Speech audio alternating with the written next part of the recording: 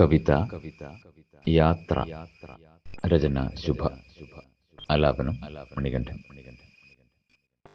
യാത്ര തുടങ്ങുവാൻ, യാത്ര തുടങ്ങുവാൻ സമയസൂചികളിൽ മിഴിനട്ട് പരിഭവമിഴികളില്ലാതെ, പരാതികളില്ലാതെ കടലുകൾ താണ്ടണം.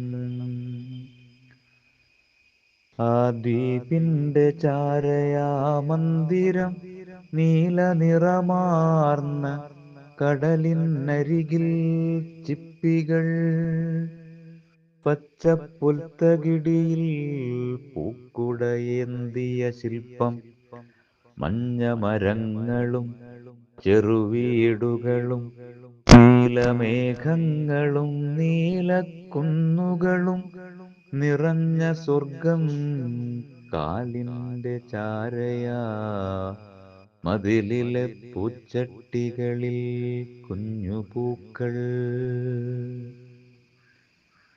ചെറുബോട്ടുകളിൽ സഞ്ചാരികളുടെ കണ്ണുകളിൽ സന്തോഷത്തിന്റെ തിരയിളക്കം.